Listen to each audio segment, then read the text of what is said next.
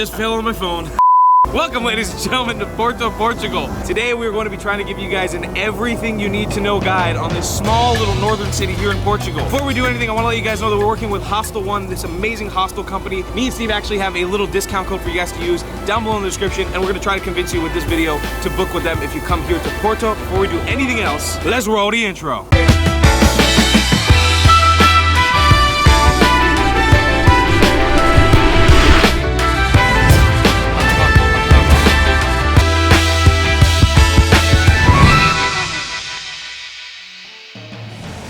Alright, my friends, welcome to the city of Porto here in Portugal. This is Portugal's second largest city right after Lisbon, or Lisboa, if you'd like to call it that. We are here. This is the main center of town called Aliados. This is like the main square. This is a central part of the city that you're going to probably start all of your adventures in. That being said, we're going to start you guys fresh with the number one place that you should start your journey off here, Aliados, the main square of Porto. This is it. You got your big Porto sign all the way down there, but this thing stretches all the way out. You got these big buildings, all the architecture all around here.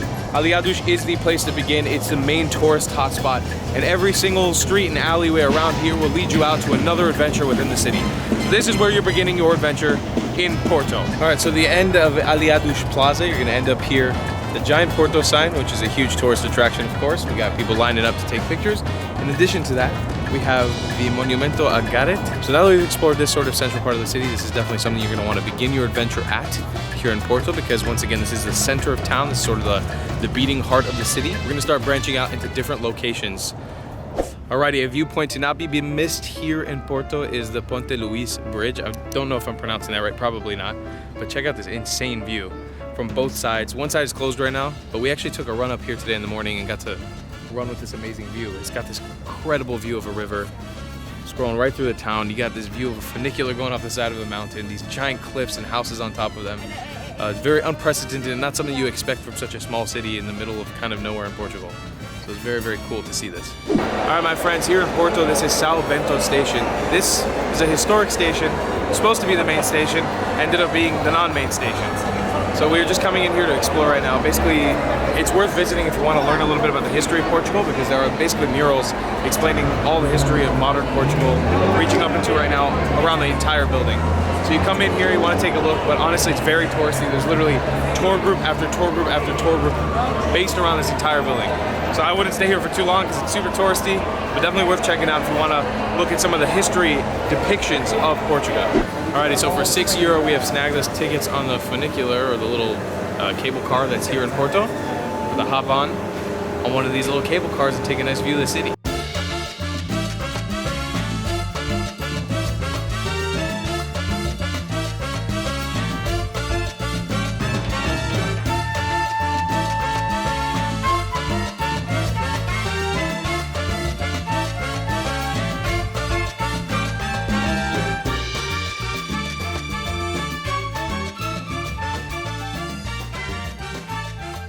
Alright, so a really famous activity to be done here in Porto is actually trying port wine. There's a whole complex history behind it that I'm not going to explain in this video, but we're actually going to go into a wine tasting right now.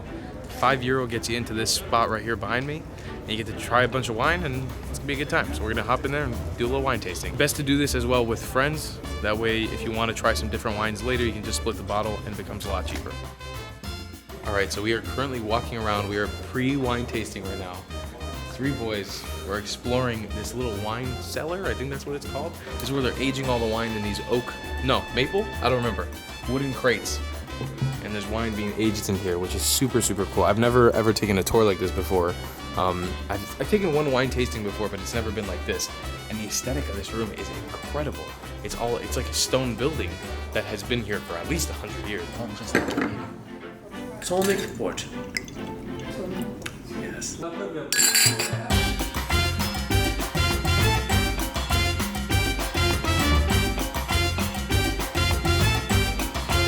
so I'm about to try a vintage 1996 port wine. This thing was created in 1996, so that means it's as old as me. It's 23 years old. I'm gonna try it right now. This is definitely the oldest alcoholic drink I think I've ever had in my life. So let's try it out.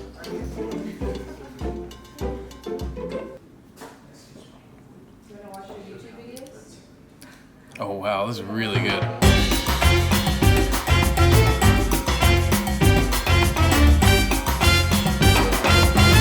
actually not in Porto right now. We're outside of Porto, and I'm gonna insert the name of this town right now. Via Nova de Gaia, definitely pronouncing that wrong. But just right across the river is Porto, and this is the best place to get the view of Porto. The highest tower, the tallest tower right there behind us. Amazing view, definitely worth coming down here to this waterfront. And that's the whole view of Porto right there. All right, so we have come to Clairgauche Tower. I think I'm pronouncing that correctly. We have been told not to skimp out on this because this is essentially the highest viewpoint of the entire city. It's a tall-ish tower, it's not that tall. Porto's also a pretty small city, so the tower is not gonna be huge, but it's situated on top of a hill, one of the highest points of the city itself, and it's a giant tower. So we're gonna climb to the top. It's a spiral staircase. I'm gonna show you guys the entrance fees, getting all that stuff, and then we'll go to the top and show you guys the amazing view. All right, step number one, because this is a popular tourist attraction, wait in the line. Scratch that, waiting in the line is not going to be a thing. We've just purchased tickets to go up to the top. A nice woman came over to us and told us that there's a 2-hour wait to go to the top. Don't want to wait that long. But it kind of worked out because we got tickets for sunset. Yeah. So we're gonna come back up here at sunset. Skip the line, it's €5 pop, and go up to the top. And now Ryan, and now Masai. Boom. All right, so it has been approximately 6 hours, I think, since we were last here. We have now returned to the tower. We're about to go climb it. We got our appointment at 8:30, which is about 2 minutes away. So we're gonna go onto the top and show you guys one of the best views in all of Porto. All right, we're officially beginning our ascent up. Nobody told us how many stairs. Steve, any guesses?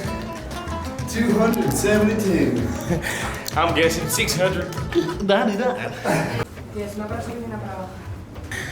This is ridiculous. It's a little bit. All right, you climb stairs for about 2.5 minutes to get to this view of a bunch of people. You made it. I think it was worth the climb. To be fair, it'd be cool if they warned you that there's more than a foot of space between each person. It's literally crowded to the brim here. But I think if we stay here till the point where it gets a little darker, people might leave and it might get a lot better. But definitely try to make it up here for sunset. I think it would be incredible because you have 360 unparalleled view of the city.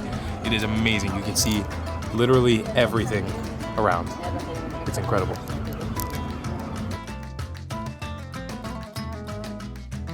All right, so currently standing on the balcony of our hostel. It's early morning, but I wanted to show you guys how cool this view is from here. Right behind me is another one of the main sites you have to visit when you're here in Porto. This is called the Che do Porto, or the Porto Cathedral.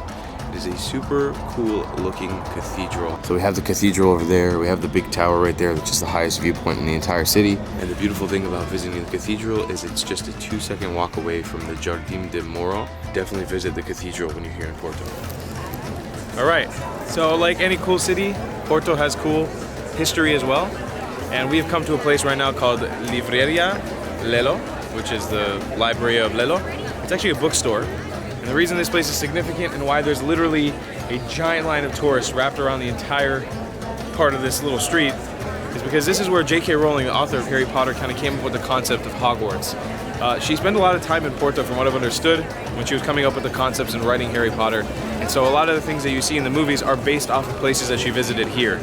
Little things here and there. We'll show you guys a few more spots a little bit later, but this is insanity. It's €5 to enter.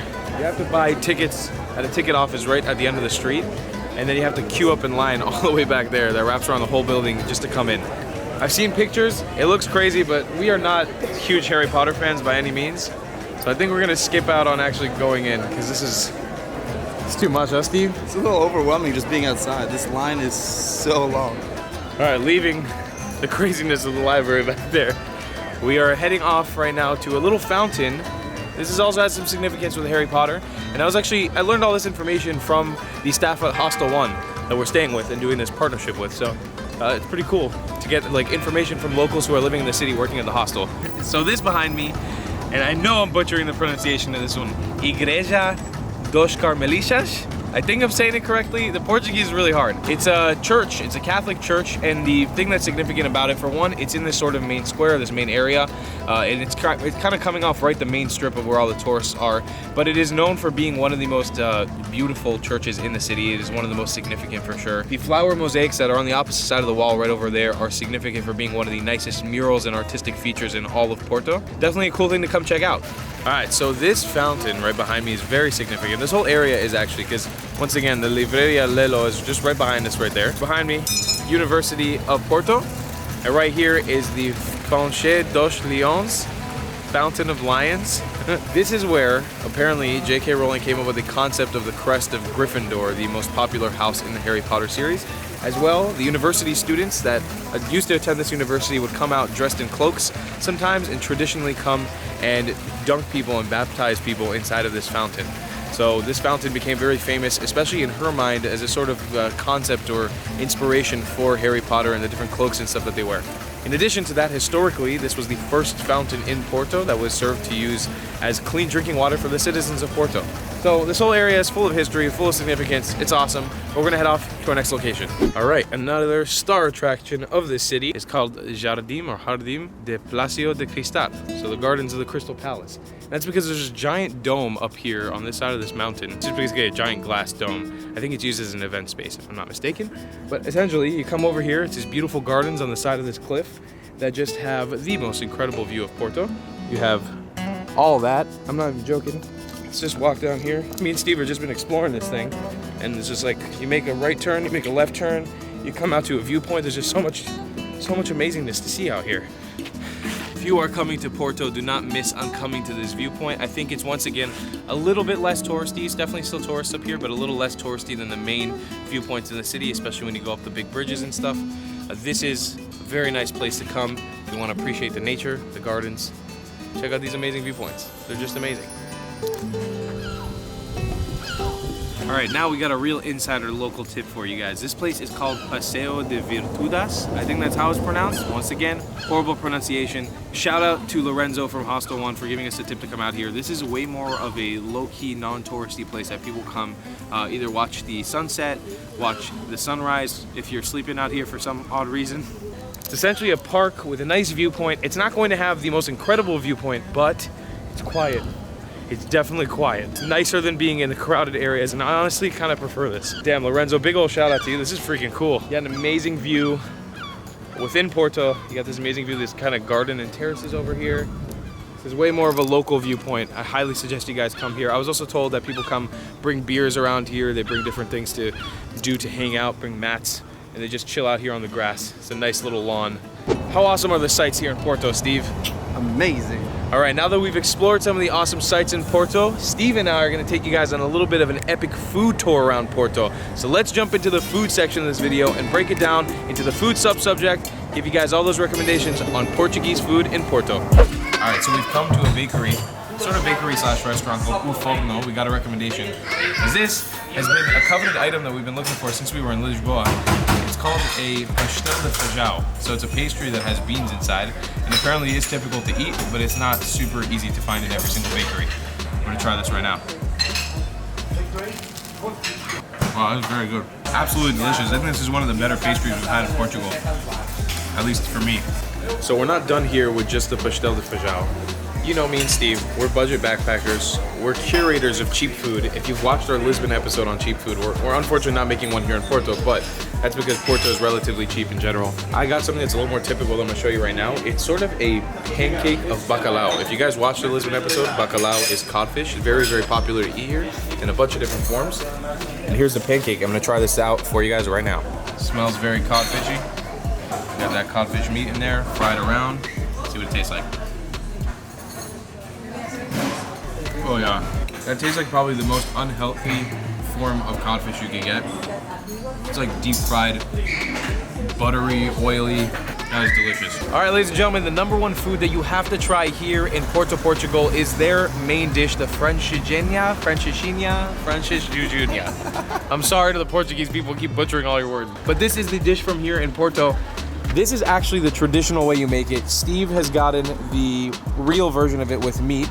So this thing is like cheese-coated toast sandwich with a bunch of different types of meat. The reason we've come to this place called Lado B is because they serve one of the only vegetarian ones in the whole city. But the most famous one is just up the road from here. It's called Santiago. We're trying this one here at Lado B, which is just down the road because we have that vegetarian option. So we're gonna jump right in. This is my first time trying this. My first one ever. I'm really excited to try this. Here we go. Cut into it. There's like veggie hot dogs, a veggie burger, veggie chicken patty, an omelet it looks like. I don't even know. Let's try this out. Here we go. Oh yeah. What a crazy concoction of foods. This feels like something I would make if I was in 8th grade. Just like pop in a bunch of different types of meat and bread and cheese and toss it in the microwave. That is a genius food. You then of course have the bifana, which is a pork sandwich, basically a Portuguese take on a hamburger. These typically can be found anywhere from cafes to grocery stores and even upper class restaurants, and they are a commonplace food all across the city of Porto and are definitely a not miss when you are here in the city. My stomach is grumbling and humbling because that was a lot of good food. But now we're gonna jump on to the next part of this video, which is gonna be transportation. Let's talk about the transportation in Porto. So in the means of transportation, when it comes to how you're actually going to get in and around Porto, we got 2 main stations here. We got the Bento station, which is the historical station, supposed to be the big station. You guys have already seen it in one of the top locations that you should visit when you're here. More central in the city, it's actually right down here. It's right next to YALOCLATT, so very, very central in the city. But it's really small, it's historical, so it doesn't really serve much of a purpose, and you pretty much always use it to get out of the city to the main station, which is Campania or Champagna. I think that's how it's pronounced. Champagna station is the big station that will get you around Porto. You're probably gonna come into this station, and you can use that to get to Bento. But those are your main train stations when you're here in Porto, Portugal. So this is what a typical metro station looks like here in Porto. This is what the metro station will look like. This is the YALOCLATT metro station, and they're all signified by that famous metro symbol right there. It's sort of like a weird wavy M. That's what it looks like. There's about 5 lines, if I'm not mistaken, that run around the city, and you can use this card to navigate them. You'll fill it up with money, and I think it's about a 99-cent euro deposit for this card, and then you can use this to tap around here in the metro systems of Porto. As well, in Porto, there's a plethora of buses that you can take around the city. You can use these in conjunction with the metro and just use them to get around. They are all over the place and they'll take you to most places you need to get to. One of the main things that I recommend when it comes to transportation here in Porto is just walk. I've been here for 2-3 days now, and you can literally walk anywhere. Doesn't matter, the farthest you're really gonna have to walk is like 30 minutes. Keep in mind there's lots of hills here, so it does get hard sometimes to walk up, especially in the heat of the day, but generally you can get anywhere you want in Porto on foot, which makes it really accessible for people, especially if you're a new time traveler and you don't want to be kind of scared of a big city. This is a perfect place to just walk around. All right, so of course, one of the most important parts about coming to visit Porto is your accommodation when you're gonna be here. And you already know who this video is sponsored by, Hostel One. You guys are not gonna wanna miss it. We're part of the H1 fam, Hostel One family. We got all the bracelets. We've been exploring all the locations. Let's give you guys a little tour and a little explanation about what Hostel One is and why you should stay with them when you're here in Porto. So this is our room here at Hostel One in Porto. This is our newest hostel. It's called Hostel One Riviera or Riviera. It is a beautiful hostel, brand new, just opened up. And I want to show you guys for a second why I love Hostel One and this hostel particularly so much. As you can see, the vibe at Hostel One is always incredible. And that's why I want to really implore you guys to come and stay at a Hostel One when you're on your next Europe journey. We've stayed at over 5 or 6 of them now, and we're going to continue on to more after this. And the one thing they always get right is the vibe. They take care of you when it comes to food at dinner time, great views, walking tours, free activities, pub crawls, anything that you want to do. They're going to take care of you and make you feel like you are welcome in the city that you're visiting. So make sure you check out Hostel One down below in the description to support them because they're supporting us. As well, you can use our discount code YALOCLATT to save yourself some money when you're booking with them. And please, please, please come check this out and let me know if you love it as much as I do. All right, my friends, that is your epic everything you need to know guide about the city of Porto here in the north of Portugal. I hope you guys enjoyed. Steve, did you enjoy exploring the city? So much fun. You guys got to come here. If you're watching this video, you might be interested in coming, so book that ticket. Get on here. And Steve has also made a video all about Porto on his channel. We're traveling together. Make sure that you check out his channel down below in the description. And if you want to support this channel, you can by buying some merchandise, subscribing, turn on those notifications, or checking out Hostel One down below in the description. And we're going to see you guys in the next one. What's your Portuguese word of the day today? Oh, I know. Feijão. I thought you were going to say that. Feijão means bean. Anyhow, those are Portuguese words of the day. We love you long time, class, and I'll see you guys in the next one. Goodbye.